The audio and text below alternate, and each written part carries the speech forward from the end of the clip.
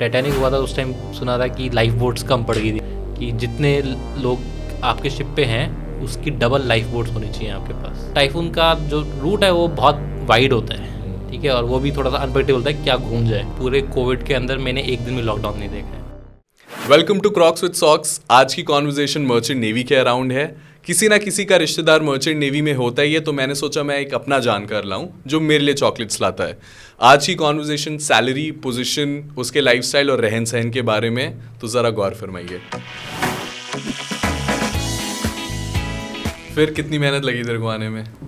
यहाँ पे यार उठना पड़ा मुझे, कपड़े चेंज करने पड़े, फिर पूरे 25 कदम चल के आया हूँ। जोर तो आता है, थोड़ा कंपनसेट करना पड़ेगा तेरे को शाम को। इतना चलना और इतना सोचना तू जब इंजीनियरिंग ड्रॉप आउट कर रहा था तब सोचा था, या बहुत क्विक डिसीजन था? सोचना तो पड़ता है। जब सोचा था कि फर्स्ट ईयर के एंड में सोचा था कि ड्रॉप कर देना चाहिए मेरे को। एक सेमेस्टर और खींचा मैंने, धीरे धीरे सोचते कि चलो ट्राई करते हैं, चल रहा है काम। पर आफ्टर ईयर ऑफ इंजीनियरिंग मैंने डिसाइड, मेरे मन में आ गया था कि मेरे बस का नहीं है इंजीनियरिंग करना। तो 6 महीने मैंने उसको खींचा, कॉलेज गया, ट्राई किया। स्ट्रीम इतनी बोरिंग थी तेरी? कौन सी स्ट्रीम थी? मेरी इलेक्ट्रॉनिक्स स्ट्रीम थी। इलेक्ट्रॉनिक्स एंड सॉफ्टवेयर इंजीनियरिंग मिला के एक स्ट्रीम होती है, इलेक्ट्रॉनिक्स एंड टेलीकम्युनिकेशन करके, वो स्ट्रीम थी। तो उसके अंदर यार फिर क्लास नहीं जाने लगा था मैं, खुद से हो गया था कि थोड़ा सा रिपल्सिव होने लग गया था कॉलेज से। क्लास नहीं जाता था, प्रोजेक्ट्स नहीं कर रहा हूँ, एग्ज़ाम्स देता था, नंबर बहुत अच्छे आते थे। मैं एग्ज़ाम्स, इंजीनियरिंग में एग्ज़ाम्स देने का फॉर्मूला क्रैक कर लिया था कि मार्क्स कैसे लेके आने हैं। तो उसके बेस पे 1-2 सेमेस्टर निकाल लिए। पर वही तीसरा सेमेस्टर आते आते फिर मेरे मन में बिल्कुल रह गया था कि यार ये नहीं होगा, कुछ और ट्राई करते हैं, यहाँ से चलते हैं। कॉलेज कहाँ था तेरा वैसे? पुणे में था मेरा कॉलेज। पुणे? तभी तो मन नहीं था, तभी तो क्लासेस नहीं जा रहे थे, तभी घूम रहे इधर उधर, मस्ती मार रहे। जिनके साथ घूमना है वो तो कॉलेज जा रहे थे। तो उनके कॉलेज से आने का इंतजार करना पड़ता था कि अब घूमने जाएंगे। Bad influence. फिर ये ट्रांजिशन, द थिंकिंग की मर्चेंट नेवी में जाना चाहिए, ये आइडिया पॉपअप कैसे हुआ तुझे? जब मैंने ड्रॉप आउट लिया तो उसके बाद 5-7 महीने मैं घर पे ही था, ठीक है। तो मेरा एक बहुत अच्छा फ्रेंड है अमित, वो मर्चेंट नेवी में, उसके फादर मर्चेंट नेवी में। उसका इन्फ्लुएंस काफ़ी था। उसके फादर ने काफ़ी मेरे को, उसके जब छोड़ा तो बोले कि इधर आजा, अच्छा है। तो अमित को मैं देख रहा था कि अच्छा कर रहा है, पैसे बहुत मिलते हैं, ये बहुत अट्रैक्टिव था। तो उसके बाद देखा तो मैंने उसका रिसर्च किया तो पता लगा क्वालिफिकेशंस इतने ज़्यादा नहीं है, एंट्री लेवल बैरियर बहुत कम है इसके अंदर, जो कि मुझे लगा था बहुत ज़्यादा होगा, पर बहुत छोटा एंट्री बैरियर था। मैं इसमें ट्राई कर सकते हैं। ट्राई किया तो फिर ज़्यादा इंटरेस्ट बनता गया, रिसर्च किया तो पता लगा कि अंकल आंटी का रिएक्शन क्या था, कि वर दे टेकन अबैक कि एकदम से इंजीनियरिंग छोड़ रहा है? एक बार तो लगता है यार क्यों छोड़ रहा है, क्या हो गया, ऐसा क्या हो गया, ट्राई कर ले एक बार और। बोला स्टार्टिंग में, पर वो मान गए धीरे धीरे, थोड़े एडेप्टिव है इस मामले में। पेरेंट्स मान जाते हैं बातें, अगर उन्हें बोलो अच्छे से समझाओ तो ठीक है। इसलिए मेरे लिए एक अच्छा प्लस पॉइंट था कि बात मान गए मेरी आसानी से। पर ये तो फॉर्चुनेट है वैसे। अगर पर्टिकुलरली जो हमारा सीन है, अगर कोई एकदम से इंडियन पेरेंट्स को बोले कि नहीं यार करने का मन नहीं है, छोड़ रहे हैं और मज़ा नहीं आ रहा है, यूजुअली उनका एक्सट्रीम रिएक्शन एक्सपेक्ट करता है इंसान। नहीं, वो तो है, सब एक्सट्रीम रिएक्शन तो आपको फिर मैनेज करना पड़ता है ना, कुछ दिखाना पड़ेगा कि क्यों छोड़ रहे हो, प्लस जहाँ जा रहे हो वो क्यों अच्छा है, उससे तुम्हारे लिए क्यों अच्छा है। राइट, ये बहुत बड़ी बात है कि समझाओगे अच्छे से तो लोग, ज़्यादातर लोग जो it worked out very well, मेरे लिए तो खासकर। अभी लास्ट कहाँ पे तेरी वो थी जर्नी शिप, कहाँ था लास्ट सेलिंग मेरा यार? ऑयल टैंकर था। तो उसके अंदर उस specific ships, type of ships के अंदर ऐसा रहता है कि कोई फिक्स रूट पे नहीं चलता है। यू डोंट नो कि आपका लोडिंग और डिस्चार्जिंग आपको पता है, पर उसके बाद नेक्स्ट कहाँ जाओगे it's totally unknown to you. Right, तो ऑन द स्पॉट फिर आपको पता रहता है कि अगला लोडिंग इस सिटी में है। But major part of my route was in South East Asia. कहाँ पे? Indonesia, Malaysia, Philippines, Singapore, north, South Korea. Port पे मच्छी खाई वहाँ नहीं जाता, जापान वहाँ ज़्यादा तब मज़ा आता है। पर तूने कितने जल्दी और कितने ऑफ्टन रुकता है वहाँ पे कोस्ट पे? कोस्ट पे मेरा जो लास्ट शिप था ऑयल टैंकर, 1 दिन तक रुकता था ऑन एवरेज। तो कभी 1.5 दिन रुक गया, कभी 20 आवर्स, 18 आवर्स, 26, 30 आवर्स, 35 आवर्स, इसके अराउंड रुकता है। और तो आसपास एक्सप्लोर कर सकता है, जा सकता है घूमने टहलने? बेसिकली आपकी ड्यूटीज़ होती हैं शिप पे, वो आपका ऑन एंड ऑफ बेसिस पे चलता है आपके रिलीविंग ऑफिसर के साथ। जब आपकी छुट्टी होती है आपकी मर्जी है, डिपेंडिंग ऑन कि जिस कंट्री में आप हो उनकी रेगुलेशंस क्या हैं। क्योंकि मैं बेसिकली कोविड टाइम में था तो सब ने रिस्ट्रिक्ट कर रखा था नीचे जाना। बट उसके अलावा जब कि है तो आपका छुट्टी है, आपका या तो आप जाओ या आप सो जाओ, आपकी मर्जी है। कोविड टाइम ज़्यादा थोड़ा हार्ड नहीं होगा फिर, ऐसे कि रिस्ट्रिक्शन एनीवे फर्दर है, पर तू सी में है, तू शिप पे है। हाँ, तो पर ये अच्छा रहता है शिप के लिए कि मेरे को लॉकडाउन नहीं देखा है। पूरे टाइम में दोनों जो लॉकडाउन थे अपने मेजर 2020 और 2021 का, दोनों टाइम मैं शिप पे था। तो मेरे को तो लगता है कि मैं फॉर्चुनेट था कि लॉकडाउन से बच गया, कि सुनी कहानियाँ कि लोग इतने बोर हो रहे थे यहाँ पे घर पे बैठे बैठे फंस गए हैं कि कुछ करने को और नहीं है। हैवी भी था ओवरऑल, इन जनरल हैवी भी था।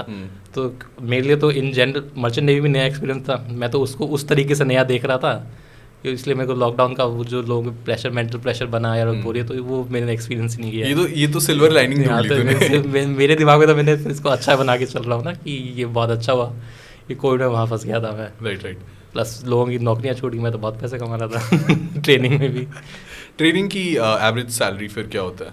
ट्रेनिंग के अंदर यार बेसिक आपको अगर अच्छी कंपनी मिल जाए तो आपका एवरेज सैलरी मैक्सिमम ट्रेनिंग के अंदर आपका 55-60 तक जाता है, जो कि मैं कमा रहा था। इंडियन कंपनीज हैं कई जो मैंने मिनिमम सैलरी देखी है अराउंड उस टाइम 250-300, 18,000, 20,000, तो कम से कम आपको ट्रेनिंग में भी मिलते ही मिलते हैं। और टाइम पीरियड क्या है ट्रेनिंग का? ट्रेनिंग का टाइम पीरियड डिपेंडिंग ऑन किस तरीके से आप मर्चेंट नेवी में आए हो, इट्स इधर 1 ईयर और 18 months ऑफ ट्रेनिंग। हाँ, ऑन शिप। और ये जो ड्यूरेशन ऑफ कोर्स कितना लंबा है? हाँ, ये मैं बोल रहा था जिस तरीके से आप मर्चेंट नेवी में आए हो तो आप 2 तरीके से आ सकते हो, या तो आप पूरी बीएससी कर सकते हो 3 years की इन कॉलेज। क्या कर सकते हो? BSc full 3 years degree you can do BSc की, बीएससी नॉटिकल साइंस। तो उसके बाद आपका ट्रेनिंग 1 year का रहता है, या फिर आप एक डिप्लोमा कर सकते हो 1 year का। उसके बाद आपका ट्रेनिंग टाइम 18 months का रहता है, बट और डिप्लोमा के बाद, ट्रेनिंग के बाद आप एग्ज़ाम्स देके आपको फिर पूरी डिग्री बीएससी की मिलती है, डिप्लोमा नहीं रहता सिर्फ वो। तो it is diploma leading to BSc. तो एंड रिजल्ट सेम है, वही आपकी ट्रेनिंग ज़्यादा है, टाइम पीरियड जो दोनों में लगता है वो सेम है, इतना कोई लंबा चौड़ा फ़र्क नहीं है। इट्स डिपेंड कि आपको क्या ज़्यादा प्रेफरेबल है करने में। उसके अंदर आपको शिप पे कम जाना पड़ेगा, यहाँ पे आपको कॉलेज में कम जाना पड़ेगा। कॉलेज की कोई रैंकिंग है कि सब सिमिलर्स हैं? इतने ज़्यादा कॉलेजेस हैं नहीं कि आप रैंकिंग पे जा पाओ। देयर इज़ रैंकिंग है, बट इतना वो नहीं है इसके अंदर, इतना डिफरेंस नहीं है लोगों में। तेरा कॉलेज पुणे में ही था? मेरा कॉलेज पुणे में ही था। मेरा कॉलेज इंडिया की सबसे बड़ी जो प्राइवेट शिपिंग कंपनी है उसका ओन कॉलेज था, ग्रेट ईस्टर्न का। ओके।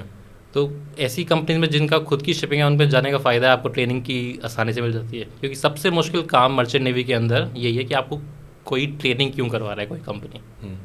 अगर आपको ट्रेनिंग आप पूरी कर लेते हो, किसी कंपनी आपको ज्वाइन कर लेते हो, तो उसके बाद जॉब लेना मुश्किल नहीं है। बट ट्रेनिंग वाली जॉब अगर आपको आउट ऑफ द कॉलेज नहीं मिली, उसके बाद थोड़ा प्रॉब्लम क्रिएट हो जाता है, क्योंकि एजेंट्स के थ्रू जाना थोड़ा सा डाइसी अफेयर हो जाता है। क्योंकि बहुत सारे एजेंट्स तो आपने सुना है फिर वो पैसे लेके भाग जाते हैं, वैसे वो आपको फिर वहाँ पे ट्रस्टवर्दीनेस ढूंढनी पड़ जाती है। तो तू ग्रेट ईस्टर्न के साथ ही काम कर रहा था? नहीं, कोई आउट ऑफ द कॉलेज मैंने 1-2 कंपनीज के लिए अप्लाई किया था, ऐसे ही नेट पे ढूंढ के मिल गई अच्छी कंपनी में, तो ऐसे ही रैंडमली अप्लाई कर दिया। तो जिस कंपनी के लिए मैंने अप्लाई किया था वो इंडिया की सबसे बड़ी, प्रॉब्ली इस टाइम हो सकता है दुनिया की सबसे बड़ी मैनेजमेंट कंपनी बन गई है। Management as in they don't own the ships, they run the ships of other owners. Okay. They उनसे रेंट पे ले लेते हैं ईयरली बेस पे and they run their ships. तो उनसे मिल गया था, सिनर्जी कंपनी मेरी चेन्नई बेस्ड। ये पूरा प्राइवेट अफेयर हो गया मर्चेंट नेवी। यूजुअली थोड़ी कन्फ्यूजन हो जाती है मर्चेंट नेवी और नेवी के बीच में, की डिफ्रेंसिएशन क्या है दोनों में? यार इंडियन नेवी इज़ फुली कि आपका ये तो आर्मी वाला जॉब हो गया, मिलिट्री जॉब है, मिनिस्ट्री ऑफ डिफेंस के अंडर आ जाता है।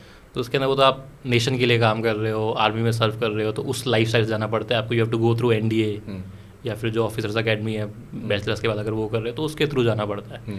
ये पूरा प्राइवेट काम है, आप जैसे नॉर्मल एमएनसी में काम करते हो वैसे ही काम कर रहे हो, बस आप जॉब की जगह कॉन्ट्रैक्ट बेस पे हो। ऑफिसर वाली वर्दी और यूनिफॉर्म तो पूरी है पर नहीं, ऑफिसर वाली वर्दी भी मिलती है, रैंक भी मिलता है, बट इट इज़ ज़्यादा कि ऑफिसर आप नेम में हो, राइट? ठीक है, आप कंपनी के अंदर ऑफिसर हो, ठीक है, ऐसे रिकग्नाइज्ड ऑफिसर नहीं है, ठीक है। Being in the navy is also prestigious. हाँ, नहीं, आप प्राइड का फीलिंग तो उसके अंदर है ही, आपको वो यूनिफॉर्म का वैल्यू है। जो आप नेवी में जा रहे हो तो वाइट यूनिफॉर्म पहना है आपने, तो आप बोल सकते हो ठीक है मैं कॉमोडोर, ठीक है। इसके अंदर आप बोल सकते हो कैप्टन, बट वो उतना प्राइड से नहीं बोल सकते, क्योंकि नेशन को सर्व करना तो अब ज़्यादा बड़ी बात हो जाती है ना, राइट? उतना रिस्क करते हो आप नेवी के अंदर तो उतना रिवॉर्ड भी आपको मिलता है। इसके अंदर मेजर रिवॉर्ड आपको मॉनिटरी मिलता है, वो प्राइड वाला फीलिंग उतना ज़्यादा नहीं है। और मॉनिटरी वाला जो फैक्टर तू बोल भी रहा है, 6 महीने का टाइम पीरियड आप काम करो और 6 महीने आप रिलैक्स कर सकते हो, तो ये भी काफ़ी कंफर्टिंग है, जॉब का बेनिफिट है। हाँ, जॉब का बेनिफिट तो है, पर जैसे मैंने देखा है जो लोग काम करते हैं इसके अंदर, they get in a cycle. वो 6 महीने काम करते हैं और वो 6 महीने में सब खर्च कर देते हैं। इट्स नॉट कि आप जो ज़्यादातर लोग हैं इतना पैसा इकट्ठा नहीं कर पाते कि अब हो गया, ठीक है। ये तो नॉर्मली इस साइकिल के अंदर रहते हैं। तो जिन लोगों का हो जाता है कि आपको 6 महीने अब शिप पे रहना है, तो कुछ टाइम के बाद आपने 8 साल 10 साल 15 साल काम कर लिया तो मेंटली टैक्सिंग हो जाता है, राइट। तो अगर आप मर्चेंट नेवी में जा रहे हो तो यू शुड प्लान उस हिसाब से कि मेरे को 10 साल 15 साल के बाद एंट्री और एग्जिट बेसिकली आपका उस हिसाब से आपको सेव भी करना चाहिए। टैक्स फ्री भी है इनकम टैक्स फ्री है, ये तो मतलब बहुत बड़ा terms and condition apply, but income tax free है। Good good good good scene. और पर ये भी है कि 6 महीने तो उधर है एट अ स्ट्रेच वहाँ पे है, doesn't that get a little lonely? देखो, आपको फैमिली से दूर रहना है, फ्रेंड्स नहीं है, नेट मेरी तनख्वाह से ज़्यादा का था। ठीक है, कितना था नेट? जब मैं फर्स्ट शिप पे गया ना तो नेट था, अगर 1 GB खरीद रहे हो तो मैं बोलता था मेरी तनख्वाह में 3 GB इंटरनेट खरीद सकता हूँ। काफ़ी महंगा है। तो 15,000 रुपये का 1 GB मिल रहा था। मतलब सैटेलाइट क्या सिस्टम होता है? सैटेलाइट नेट रहता है, तो 15,000 फॉर 1 GB। तो उस टाइम 50,000 थी तो मैं 3 GB इंटरनेट खरीद सकता। मतलब तू वो करता होगा हर का नेट ऑफ, हाँ, और सिर्फ एक चीज़ फायरवॉल डाल रखा है, सिर्फ व्हाट्सएप ऑन था, उसके ऊपर भी वीडियो ऑडियो और टेक्स्ट मैसेज, सिर्फ टेक्स्ट मैसेज आएंगे, सब बंद है। दिन में 15 मिनट बात करो, तो महीना 200 MB पे निकाल रहा था। क्योंकि कंपनी की तरफ से 100 या 200 MB फ्री मिलता था। This is pre Jio era, जब याद है तेरे को 1 GB का रिचार्ज होते थे और इंसान 1 महीना खींच रहा है उस टाइम पीरियड को। सेम उस तरीके से निकाल रहे हैं, सब बंद है। कि सिर्फ घर पे बात करनी है, रोज़ का 15-20 मिनट बात करते थे, तो वो सब बंद है। उस टाइम ऑन करो, बात करो, वापस बंद करो, व्हाट्सएप कॉल करो। और जैसे ये लोनलीनेस को फिल इन क्या करता है फिर? क्या क्या आप ऑल्टरनेटिव्स ढूंढ लेते हो, ठीक है। आपके पास लोग तो हैं शिप पे। एट अ गिवन टाइम कितने लोग हैं? Between 20 to 25, 26, depending on ship के ऊपर कितना काम है। जितने मैंने मैक्सिमम देखे हैं, अभी पहले ज़्यादा होते थे, आज से 10 साल पहले शायद 30-40 लोग होते थे, अब 20-25 के आसपास रहते हैं यूजुअली। और उन्हीं के बीच में ही तू उन्हीं के बीच में आप अपने दोस्त बना लेते हो, बातें करते हो। देयर लॉट ऑफ एंटरटेनमेंट के लिए काफ़ी सामान होता है। क्या लोग रिपीट होते हैं मतलब? हाँ, नहीं, सबका कॉन्ट्रैक्ट साथ में स्टार्ट नहीं हुआ है। कोई 2 महीने पहले आया था, उसके 6 महीने मेरे से 4 महीने बाद पूरे हो जाएंगे। कोई 4 महीने पहले आया था, मेरे 2 महीने बाद उसका कॉन्ट्रैक्ट पूरा हो जाएगा, कोई और आएगा उसकी जगह। तो इट कीप चेंजिंग। हर दो महीने में कुछ ना कुछ लोग चेंज हो जाते हैं यूजुअली। फूड कितना बड़ा कंसर्न है मर्चेंट नेवी के अंदर? सारी जॉब आपकी सिक्योर है, आपकी गलतियाँ यूजुअली लोग माफ़ कर देते हैं, सिवाय कुक के। आप अगर खाना गंदा बना रहे हो तो कैप्टन आपको अगले दिन सिर्फ से बाहर निकाल देगा। खाना अच्छा मतलब खाना बहुत अच्छा बनता है, best of the best ingredients आते हैं, सब कुछ बनता है, वाइड एरे ऑफ। बस ये है कि कुक अच्छा खाना बनाता है, पर जो उसको आता है वही बनाता है। मेरा company mostly all Indian crew रहता है, तो इंडियन कुक आता है, इंडियन खाना बनाता है। तो there lot of companies and ships जो मल्टीनेशनल क्रू रन करते हैं। पर आप इंडिया से जा रहे हो, आपका कुक साउथ कोरियन आ रहा है, he will make good food, but he will make good South Korean food, ठीक है। तो वो आपको, और particularly Indians we love even if we go outside, तो हमें अपना क्विजीन थोड़ा ढूंढने की आदत भी होती है ना, कि बाहर जाके भी आप, तो it's a comfort place also. तो अगर खाना नहीं अच्छा हुआ इंडियन, और मैं सोच रहा हूँ मल्टीनेशनल जो लोग काम कर रहे हैं, लोग क्या करते हैं, जो बेसिक डिशेज हैं खुद बना लेते हैं, कुक को बता देते हैं कि यार ऐसे बना दो, ये कर सकते हो, कोई आसान है। नहीं बना रहा होगा कुछ? क्या तूने कुछ करवाया? नहीं, मेरा कुछ बहुत अच्छा था, मैं सब खाता हूँ, मेरे को इतनी चिंता नहीं है। तो लोग जैसे दाल चावल बनाने हैं, तो दाल बनाना या कुक को सिखाना कोई बड़ी बात नहीं है कि कैसे बनाना है, एक सीटी मारनी है, सिखा देते हैं। कुक अकोमोडेटिंग लोग होते हैं, आपके लिए थोड़ा काम एक्स्ट्रा कर देते हैं अगर आपको दिक्कत आ रही है, तो इतना वो नहीं होता।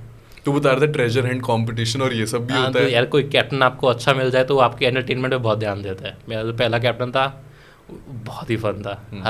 हर जब भी कोई फ्री टाइम है शिप के ऊपर, तो यूज टू ऑर्गेनाइज शिप के ऊपर ट्रेजर हंट चल रहा है, टीम्स में डिवाइड कर दिया, 2 टीम्स में शिप के ऊपर क्लूज छिपा दिए, और फिर एक क्लू से दूसरे क्लू लीड करते हो, आप ट्रेजर हंट कर रहे हो। हर चीज़ का मॉनेटरी प्राइस होता है, प्लस एंट्रेंस फीस होती है फिक्स। अच्छा, कैप्टन आपकी तनख्वाह से काट देता है सीधा ही, मतलब पूछा भी नहीं कि पूछा भी नहीं है, नहीं खेलना है। $10 तुम्हारी तनख्वाह से कट गए, गेम के खेलना है खेलो, नहीं खेलना जाओ। तो वो प्राइस पूल बन जाता है, इंश्योर करता होगा कि लोग पार्टिसिपेट कर ही रहे हैं। तो प्राइस पूल बन जाता है। कई लोग, मेरे लिए तो बहुत था, मेरी टन का 50,000 थी, वो $100 का प्राइस पूल बन गया, 8-10 हज़ार रुपये बहुत बड़ी बात हो जाती है। तो बढ़िया जीत गए। तो फैंसी ड्रेस कंपटीशन हो रहा है शिप के ऊपर ही ऑन द स्पॉट, जो फैंसी ड्रेस तो लोग उसके ऊपर बन के आ रहे हैं। तो जो आया था कंपटीशन हुआ था, तो मैं पायलट बन के गया था। आए कैप्टन। हाँ, तो गत्ते से काट के ऐसे बनाया, उसको पेंट कलर कर दिया, हेड बना लिया, मूछ बना ली, कोई झाड़ू थी उससे दाढ़ी बना ली। हाँ, शिप के ऊपर बूट रहते हैं ऐसे केमिकल वाले, मतलब पूरी क्रिएटिविटी जैकेट बेल्ट पहन के बढ़िया। जो एक और बंदा जो मेरे साथ फर्स्ट पे टाई था, वो मम्मी बना। क्या शिप बैंडेजेस रहती हैं, तो वो सारी बैंडेजेस एक्सपायर्ड वाली शिप सेकंड हाउस था, he was head of medical जो शिप पे सप्लाई रहता है उसका। तो अपने लॉकर में गया, सारी बैंडेजेस लपेट के आ गया भाई। मतलब ये तो बहुत ही क्रेजी है कि इंसान, और ये आपको फिर पुश भी कर रहा है कि आप फिगर आउट भी कर रहे हो कि क्या अवेलेबल आइटम्स के साथ मैं कर सकता हूँ। तेरे को कार्डबोर्ड वगैरह मिल गया आराम से? कार्डबोर्ड शिप पे रहता है, काम रहता है, कुछ ना कुछ कहीं ना कहीं अड़ाना होता है, कुछ होता है, डब्बे में आता है सामान बहुत। तलवार वगैरह भी बनवाई? तलवार भी बनाई, वही कार्डबोर्ड से सेम, उसके ऊपर वो सिल्वर पेपर होता है फॉइल वाला, वो काट के चिपका दिया, तो सिल्वर तलवार लग रही है। वाइट बियर्ड बना तू? मतलब कि और जैसे क्या तुझे कंटेंट वगैरह जो तू देख रहा है उस पे वॉच कर रहा है, व्यू कर रहा है, वो तेरे को घर से ले जाता है पूरा? घर से लेके जाते हैं, हर कोई अपनी हार्ड डिस्क भर के लेके आता है कि हार्ड डिस्क है। हाँ, जो भी नए बंदे आते हैं उनकी हार्ड डिस्क आते ही उनसे छीन ली जाती है कि सारे क्रू में घूम रही है, सब अपना अपने हिसाब से सामान जो चाहिए ले लो, अपना उस अपने हिसाब से उनको दे दो, वापस घूम के पहुंच जाती है आपके पास। रैंकिंग और हायरार्की मर्चेंट नेवी में how does it operate? Basically merchant navy के अंदर जो क्रू होता है, 2 डिपार्टमेंट डिवाइड होता है। There is officer department navigation का, and there is engine department engineers का, जो इंजन की मशीनरी रन करते हैं। Captain is head of all. Ship के ऊपर कैप्टन को बोलते हैं रिप्रेजेंटेटिव ओनर, शिप ओनर की नाम से बोलता है कैप्टन। तो उसके दोनों डिपार्टमेंट के हेड्स होते हैं, chief officer for officers, chief engineer for engineers. दोनों के नीचे 3-3 ऑफिसर्स होते हैं, 3 या 4 डिपेंडिंग कितना काम है। Second officer, third officer, junior officer, वही second engineer, third engineer, fourth engineer. और दोनों के पास अपना क्रू होता है जो बाकी बेसिक काम करने के लिए होता है। नीचे ऑयलर्स या फिर जो रहते हैं उधर, या हमारे यहाँ फिर एबीज रहते हैं, इंजीनियरिंग वाले बंदे अलग से जाएंगे और क्रू वाले अलग से। एक छोटा सा डिपार्टमेंट होता है, सलून डिपार्टमेंट बोल देते हैं उसको, उसके अंदर कुक आ जाता है, एक स्टूवर्ड होता है शिप के ऊपर, थोड़ा जो गैली वगैरह की सफाई करने के लिए वो रहता है एक बंदा। ट्रेनी की तो सैलरी तूने बताई, फिर third officer next in line हुआ। थर्ड ऑफिसर की क्या रेंज होती है सैलरी की? डिपेंडिंग ऑन कहाँ पे काम कर रहे हो आप, तो मिनिमम 2 लाख के आसपास तो मिल ही जाती है। अच्छी आपकी कंपनी है और अच्छे आपका थोड़ा एक्सपीरियंस बढ़ जाता है तो 3 लाख तक थर्ड ऑफिसर की सैलरी पहुंच जाती है, 2 से 3 लाख के बीच में रहती है। फिर उसके बाद सेकंड ऑफिसर बनते हो तो वही 3 की 4.5 लाख तक सेकंड ऑफिसर की, 4 से 5 के बीच में सेकंड ऑफिसर की रहती है। बड़ा डिफरेंस आता है जब आप मैनेजमेंट में आते हो, chief officer, chief engineer, captain बनते हो। Is huge gap in salaries depending on what type of ship you are specialising in. आप ऑयल में काम कर रहे हो, थोड़ा ज़्यादा पैसा मिलेगा। कंटेनर में या फिर बल्क कैरियर, मतलब bulk carrier is basically truck होते हैं, सीधा गेहूँ भर दिया ले जाओ। अच्छा। कुछ स्पेशलाइजेशन नहीं है उसका, सीधा आयरन और भर दिया ले जाओ।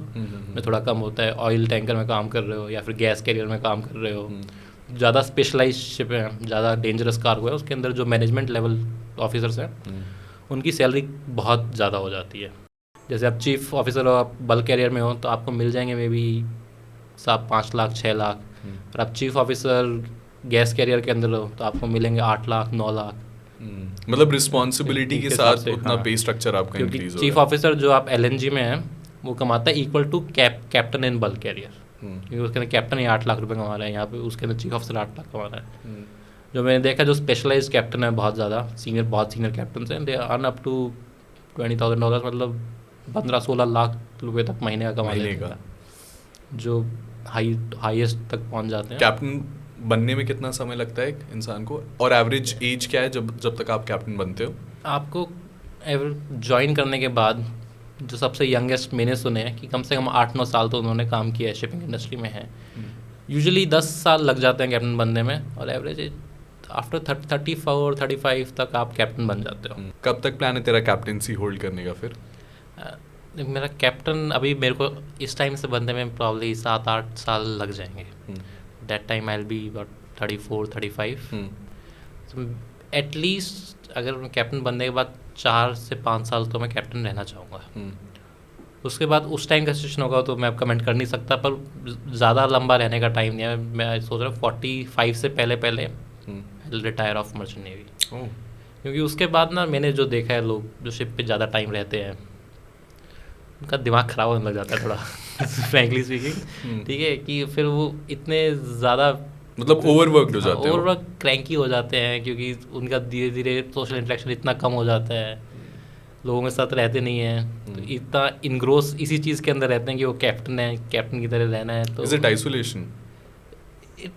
इस मेरे को ऐसा जो मेरे को पर्सनली फील होता है, इतने लंबे टाइम तक वो शिप पे और शिपिंग लाइफ में है, वो शिप के साथ साथ ज़मीन पे भी खुद को आइसोलेट करने लग जाते हैं। फैमिली टाइम कम है, वैसे कम रहते हैं, तो वो उनका बिहेवियर थोड़ा सा अलग लगने लग जाता है। आपको दिखता है कि टोकने वाले ज़्यादा हो जाते हैं, और ठीक है आपकी गलतियाँ निकालने में ज़्यादा फोकस्ड है काम करवाने की जगह, ठीक है कि सिर्फ उसी चीज़ को हाईलाइट करते हैं, नीचा दिखाने में वाले लोग भी बहुत आ जाते हैं। और ऑल हैव सीन कि पीपल हु वर्क लॉट 55 60 जो इस एज तक काम कर रहे हैं वो ये काम ज़्यादा करते हैं।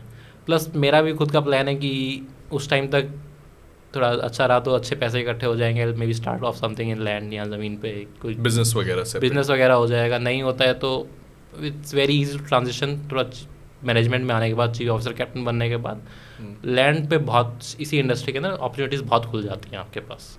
राइट। और जो ये पैसा टैक्स फ्री तो है ही है, जैसे तूने इनिशियली भी बोला, अब जब तू इस मनी को यूज करता है बिजनेस के लिए तब कुछ है इसका, इस पे कुछ होता है कि it's still your money? It's still my money. Income तो आ गया ना आपका, तो टैक्स की तरह इनकम आ गया, तो उसको टैक्स नहीं भरा मैंने। अब मैं कहीं इन्वेस्ट करके और इनकम ले रहा हूँ बिजनेस से, तो ऑफकोर्स जो लो एप्लीकेबल है आपका बिजनेस का फर्दर, हाँ, तो उसके हिसाब से, बट वो तो मेरी मर्जी है, मैं जहाँ मन में आए खर्च करूँगा। टैक्स के लिए बेसिकली जो हमारे यहाँ लॉ है कि you have to spend I think 186 almost 6 years out of India on the sea, then only it is tax free. फिर से बोलियो एक बार। आपको 6 महीने शिप पे रहना पड़ता है, 6 months, 186 ऐसा कुछ स्पेसिफिक डेज है। अच्छा, उससे ज़्यादा आप शिप पे हैं तो ही वो इनकम टैक्स फ्री कंसिडर होता है, NRI इनकम कंसिडर होता है। उससे कम है, अगर आप 4 ही महीने शिप पे रहे हैं in financial year March to March, तो फिर आपको उसके ऊपर वही ब्रैकेट के हिसाब से टैक्स भरना पड़ता है। ओके। प्रमोशन का क्या सीन होता है? हर प्रमोशन लेवल के लिए आपको आपके एग्ज़ाम्स क्लियर करने होते हैं। जैसे मैं अभी ट्रेनिंग से 3rd ऑफिसर के लिए मैं एग्ज़ाम्स दे रहा हूँ, मेरे को तो ये प्रोसेस थोड़ा लंबा होता है। बाकी जो भी एग्ज़ाम्स हैं दे आर जस्ट आपको एग्ज़ाम्स के लिए अप्लाई करना है, एग्ज़ाम्स देने, कुछ रिक्वायरमेंट उसकी सी टाइम की रहती हैं। जैसे कि आपको अगर मेरे को नेक्स्ट प्रमोशन लेना है तो उससे पहले एटलीस्ट 18 months मुझे इस रैंक के ऊपर सेल करना पड़ेगा इन सी, नॉट 18 months एग्ज़ाम के बाद। 18 months जब मेरा सी टाइम हो जाएगा then I can apply for next exam, उसके बाद वो 18 months और हो जाएगा, then I can apply for captain का एग्ज़ाम, तो उसके बाद रहता है। तो 3rd officer, 2nd officer, chief officer, captain. Captain. 2nd officer के लिए आपको एग्जाम्स नहीं है, that is internal promotion. Okay. 3rd officer के लाइसेंस के ऊपर ही आप 2nd ऑफिसर बन जाते हो। देन हर के बाद आपको आपका लाइसेंस अपग्रेड करना होता है। चीफ ऑफिसर का अलग लाइसेंस होता है, कैप्टन का अलग लाइसेंस होता है। हर लाइसेंस के गवर्नमेंट ऑफ इंडिया एग्ज़ाम लेती है। इट्स वेरी सिमिलर टू जो आप एयरलाइंस में देखते हो, DGCA है, वैसे ही हमारा DG शिपिंग भी होता है।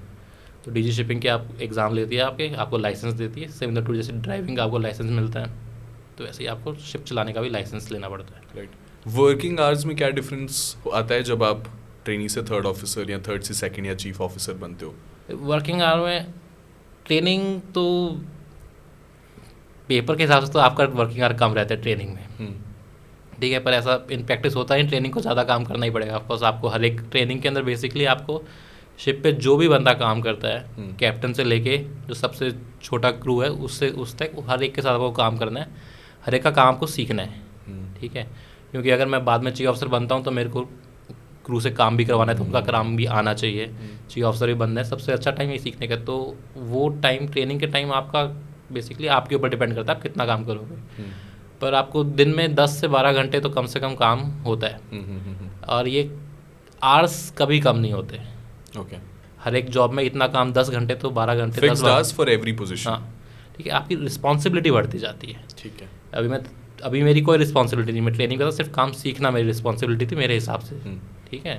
मैं सीख रहा हूँ तो मेरे लिए अच्छा, नहीं सीखूंगा तो मेरे को बाद में दिक्कत देगा। मेरा जॉब में आऊँगा, काम पे खड़ा हो जाऊँगा तो भी मेरे को कुछ नहीं बोलेगा। पर जैसे जैसे मेरी रैंक बढ़ती जाएगी मेरी रिस्पॉन्सिबिलिटीज़ बढ़ती जाएंगी। अब मैं 3rd ऑफिसर बनूंगा तो may be some of the equipments will come under my, ठीक है, कि इन इक्विपमेंट्स का ध्यान रखना है मेरे को, कभी ज़रूरत आएगी इनकी तो ये चलने चाहिए।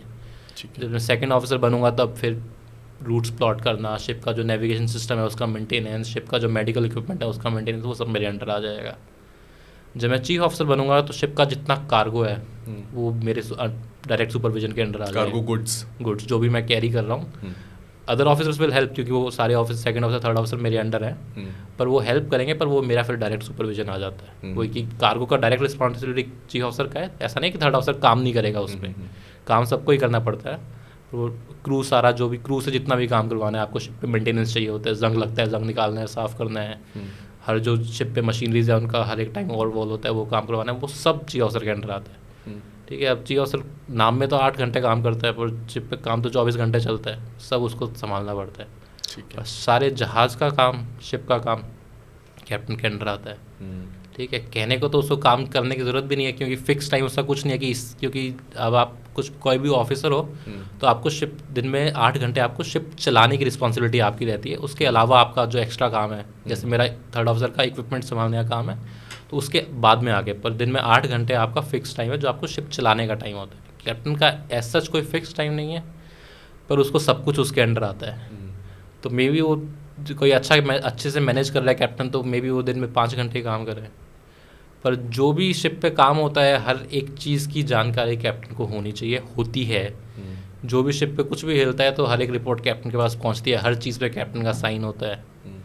कुछ भी शिप पे मूव हो रहा है सब कैप्टन की जिम्मेदारी आती है, कुछ भी गलत हो रहा है वो सब कैप्टन की जिम्मेदारी। इन जिम्मेदारियों के साथ फिर एक सर्टेन अमाउंट ऑफ स्क्रूटनी भी आती होगी, और बिल्कुल वॉच आती है। बहुत ज़्यादा कैप्टन पे नज़र काफ़ी होगी। जब तक सब ठीक चल रहा है तो कोई नहीं देखता है। अगर शिप पे कोई प्रॉब्लम आया एंड यू सॉल्व इट, तब कैप्टन के बल्ले बल्ले है। ठीक है, पर जब प्रॉब्लम आया you can not solve it, तब आप कैप्टन को ध्यान रखना पड़ता है कि सब प्रोसीजर फॉलोड था, सब ठीक था। जब तक वो है आप प्रोसीजर फॉलो, क्योंकि industry is so well oiled right now कि हर चीज़ का 99% चीज़ें जो गलत हो भी सकती हैं, हर चीज़ का प्रोसेस है आपके पास कि क्या करना है उसके अंदर।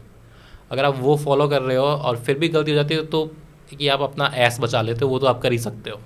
कि उसके अलावा आपके पास हमेशा कंपनी का गाइड तो रहता ही है कि कुछ भी आपकी समझ में नहीं आ रहा है तो आपकी पहुंच से बाहर कुछ गलत हो गया है, कोई एक्सटर्नल फैक्ट्री वजह से गलत हो रहा है, तो ऑफकोर्स आप कंपनी को रेफर कर ही सकते हो कि ये गलत हो रहा है, क्या करें। तो कंपनी आपको कुछ भेजेगी करने कोई मेजर इशू अगर हो गया हो, और जैसे मैं तेरे को बताता हूँ कि हम जापान जा रहे थे, तो रास्ते के अंदर एकदम से हमें वार्निंग आ गई, टाइफून वार्निंग आ गई कि जो टाइफून था हमसे मे बी 160 नॉटिकल माइल्स की एक दिन भी दूर नहीं था।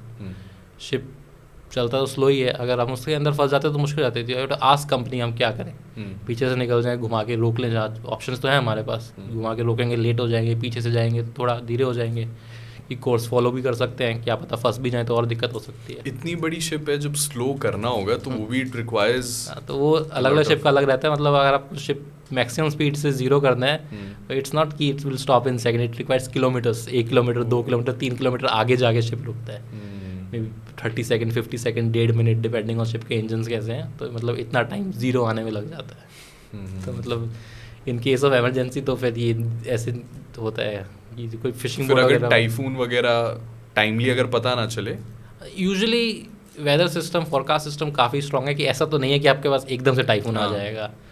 कुछ घंटे 10 अगर एकदम से भी आ गया तो भी 10 15 20 घंटे पहले आपको वार्निंग मिल जाती है। पर टाइफून का जो रूट है वो बहुत वाइड होता है, ठीक है, और वो भी थोड़ा सा अनप्रेडिक्टेबल होता है, क्या घूम जाए, कैसे भी घूम सकता है, इतना आप प्रिडिक्ट नहीं कर सकते एग्जैक्टली कहाँ जाएगा, तो उसको ध्यान में रखते हुए चलना होता है। क्रेजीनेस कंटिन्यू करने की बात हम जो कर रहे थे, पायरेट्स वगैरह, is it a regular affair या फिर एकदम नहीं होता है? पायरेट्स ना 2010 के अंदर शायद अपने पीक पे थे, जो सोमाली पायरेट्स से ज़्यादा जिनके बारे में सुनते हैं आप। नेट जियो की जो डॉक्यूमेंट्रीज नहीं आती थी कि पकड़ लिया, बहुत अच्छी मूवी है, देखनी है इसके ऊपर तो।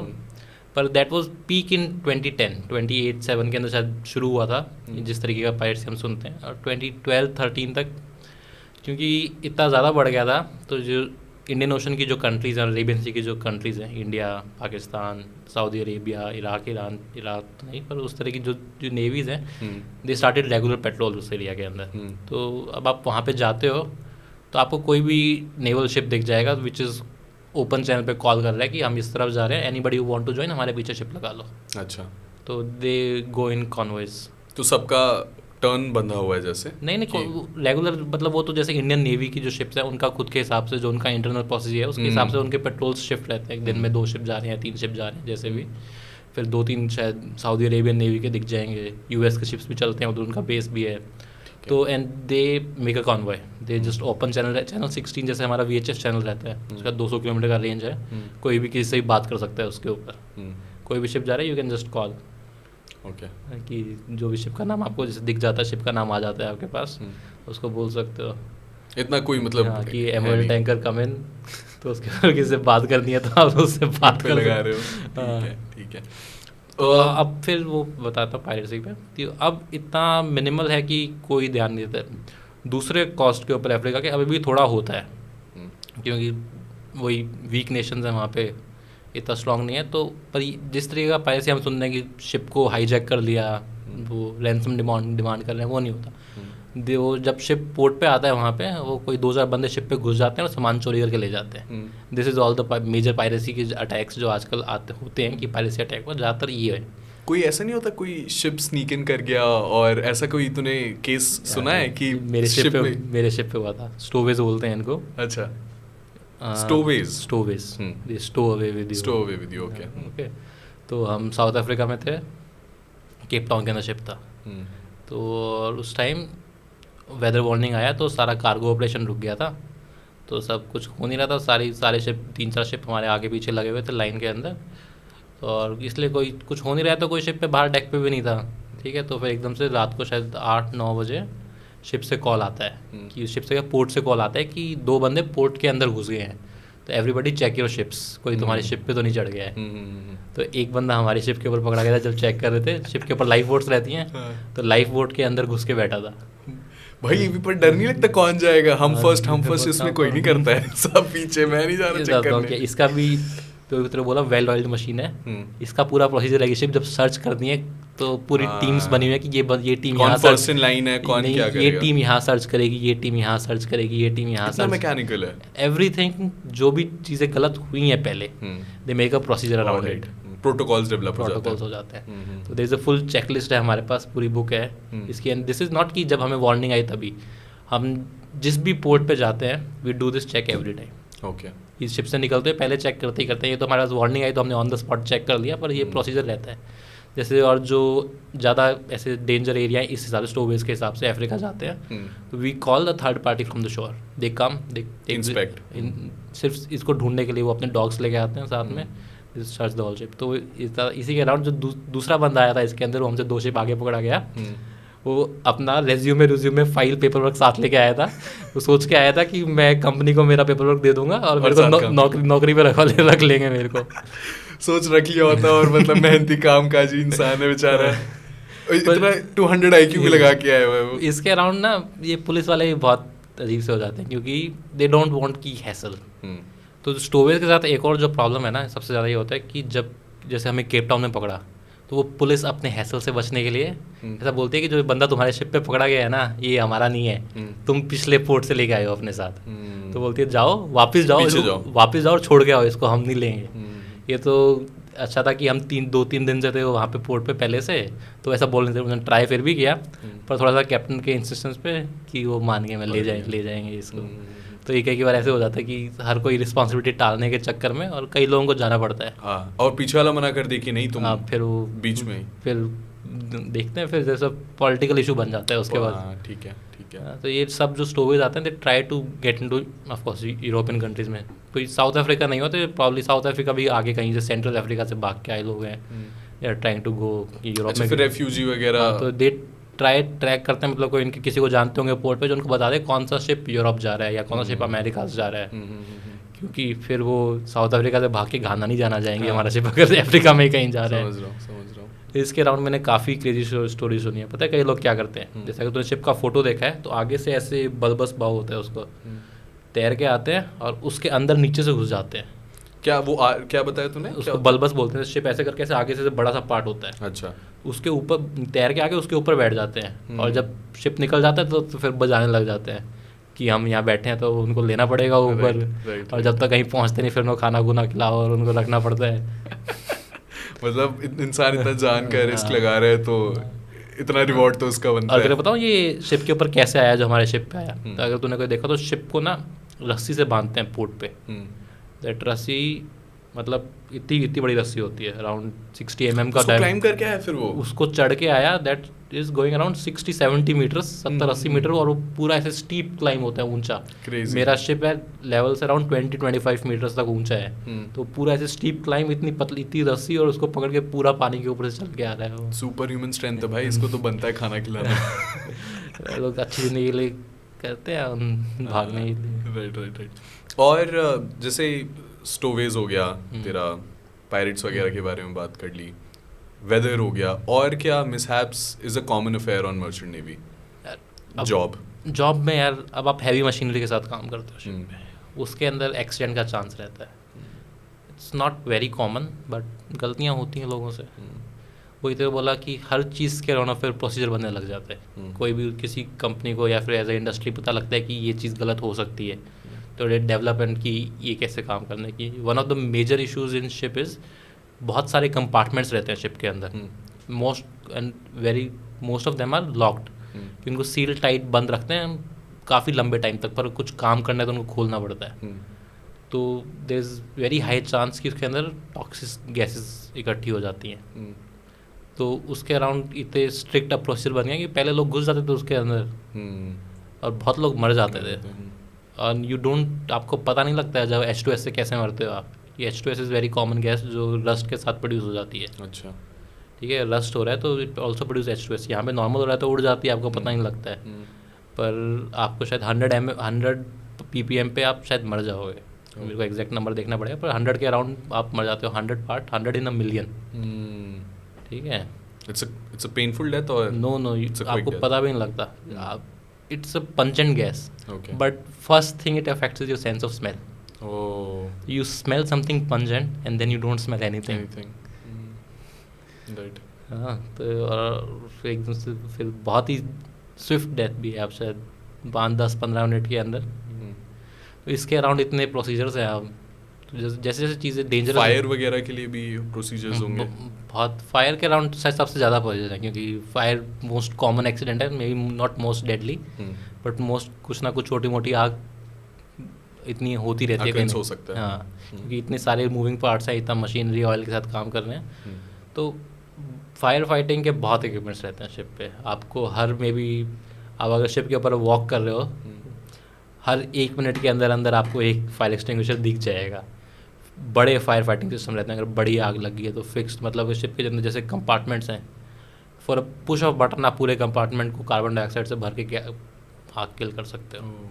इन केस ऑफ इमरजेंसी कहीं बड़ी आग लगी है, टैंक के अंदर आग लगी है, तो जैसे पुश ऑफ बटन वो टैंक बंद होकर वो पूरा कार्बन डाइऑक्साइड भर के आग को मार देगा। जैसे तू बता रहा था कि सबके अंडर रिस्पॉन्सिबिलिटीज डिवाइडेड होती है, ये किसके अंडर आता है? ठीक है, ये शिप टू शिप डिपेंड करता है। बेसिकली क्या था, जैसे आग लगेगी, दिल साउंड एन अलार्म। ठीक है, अलार्म लगते ही आपकी फिक्स जगह है कि आप सबको यहाँ पहुँचना है। सब वहाँ पहुँच जाएंगे अपनी जगह पे, देन दिल असेस द सिचुएशन कि आग कैसी है। जो आपकी मैनेजिंग जो लोग हैं, चीफ ऑफिसर है, चीफ इंजीनियर है, 2 टीम्स में डिवाइड हो जाएंगे, एक चीफ ऑफिसर की एक चीफ इंजीनियर की टीम डिवाइड हो जाएगी। They will assess the situation कि आग कितनी बड़ी है, कहाँ पे है, कैसे है। उसके हिसाब से दिल मेक अ प्लान कि इसको कैसे कॉम्बैट करना है। It needs to be done quickly also, नहीं? इतना कुछ होने के बाद, इतना intense protocols, job responsibilities, duties के बाद इंसान परस्यू क्या करता है हॉबी और चिल होने के लिए? जो शिप पे करता है बेसिकली। लोग अपनी अपनी हॉबीज़ लेके आते हैं यार। शिप पे PS5 रहता है, बहुत फीफा खेलते हैं लोग। ठीक है, अपना TV रहता है, मूवीज़ देखते हैं, वो देखते हैं।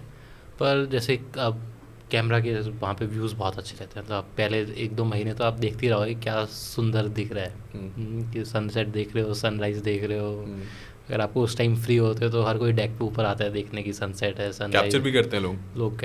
मेरा एक 3rd इंजीनियर था, टू मजेंटो फोटोग्राफी, 5 लाख रुपये का कैमरा लेके रखा हुआ था उस शिप पे से। वो इतना बड़ा वाला लेंस होता है ना, ये वो लगा रखा था उसने आगे। तो वो आता था रोज़ कैप्चर करने, रिकॉर्ड करने। वैसे एक दिन मैं जब वॉच पे था ड्यूटी पे, तो आया तो ये अपना कैमरा से फिक्स करके वहाँ पे बांध के चला गया कि मेरे को इसका सनसेट का, शाम का टाइम था, सनसेट का वो बनाना है, टाइम लैप्स बोलते हैं, टाइम लैप्स बनाना है। मैं लगा के जा रहा हूँ, तो उसके जाते ही 5 मिनट के अंदर अंदर इतनी तेज़ वेव्स आनी शुरू हुई, वो शिप ऐसे हिल रहा है। मैं उसका कैमरा, उसने बांधा तो हुआ था पर फिर भी जाने वाला हो गया। मैं उसको फ़ोन कर रहा हूँ कि सर आ जाओ, इसको निकालो। मैं वो फ़ोन नहीं उठा रहा है, फ़ोन नहीं उठा रहा है। पर कैमरा तो उसके बाद मैं छोड़ के भी जाता एकदम से, क्योंकि इतना हिलना शुरू हो गया। तो शिप का काम भी है, वो भी देखना होता है। तो फिर किस तरह जाके उसका जो ट्राइपॉड था उससे कैमरा निकाला। वो ट्राइपॉड तो वहीं बंधा हुआ है, वो कैमरा निकाल के मैंने अंदर रखा और ड्रॉर के कहीं हिले ना। फिर फ़ोन किया, मैं नहा रहा था, मैं तो तंगुआ से देना पड़ रहा है। नहा रहा था मैं नहाते हुए फील तो हुआ शिप हिल रहा है, पर इतना तो नहीं लगा। यहाँ पे आके तो ज़्यादा ही हिल रहा है। तो तू वॉच पे था उस टाइम? हाँ, मैं उस टाइम वॉच पे था। वॉच आवर्स की ड्यूटी और रिस्पॉन्सिबिलिटीज़ क्या है? वॉच सब ऑफिसर्स, जैसे नेविगेशन के अंदर 3 ऑफिसर्स हैं हम। मैं 3rd ऑफिसर, 2nd ऑफिसर और चीफ ऑफिसर। ये तीनों दिन में 8 घंटे करते हैं, 4 hours twice a day, fix times. Like chief officer 4 to 8 in the morning, 4 to 8 in the evening. 3rd officer 8 to 12 in the morning, 8 to 12 in the evening. 2nd officer 12 to 4, 12 to 4। ठीक है, ये fix रहता है। उसके बीच में rest?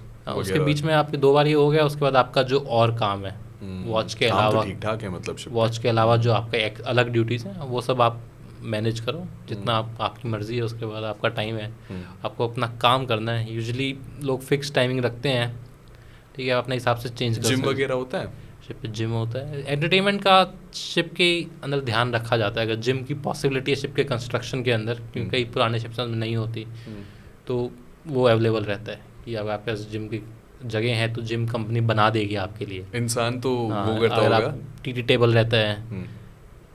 Pool बनाने की जगह तो ट्राई करते हैं स्विमिंग पूल बना दें। कहीं कहीं शिप से मैंने सुना है बास्केटबॉल कोर्ट तक रहता है। क्रेजी।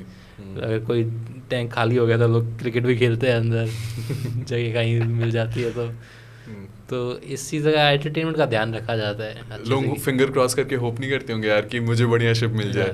करते हैं बिल्कुल, क्योंकि अच्छा शिप मिलता है, वही चलाने में आसानी है, रहने में आसानी है।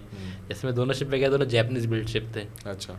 स्टर्डी शिप्स, वेरी स्ट्रॉन्ग, बहुत अच्छा काम कर सकते हैं, मशीनरी बहुत अच्छी है। तो जैपनीज लोगों को रहना नहीं आता। छोटे से कमरे, इतना सा बाथरूम है, इतनी सी अलमारी है, मतलब टोयोटा वाला हिसाब किताब है। बढ़िया इंजन, लंबा चलेगा, पर इतना वो नहीं है। तो इतना सा कमरा है उनका, इतना छोटा सा, मुश्किल से बेड फिट आता है एक उसके अंदर। कमरे तूने पॉइंट आउट किया, कमरा सबसे अच्छा कैप्टन का ही होता होगा। कैप्टन को, क्योंकि कैप्टन का कमरा भी है, कमरे के कैप्टन के ऑफिस भी रहता है, रूम भी रहता है, उसको उस रैंक के हिसाब से, हायरार्की के हिसाब से रूम दिया जाता है। कोई कैप्टन और चीफ इंजीनियर का ऑलमोस्ट इक्वल लेवल का रूम। क्या फैमिलीज आ सकती हैं? कोई depending on the ship construction, क्योंकि आपके स्पेसिफिक लिमिट शिप पे कितने लोग रह सकते हैं। आफ्टर टाइटैनिक, क्योंकि टाइटैनिक हुआ था उस टाइम सुना था कि लाइफ बोट्स कम पड़ गई थी।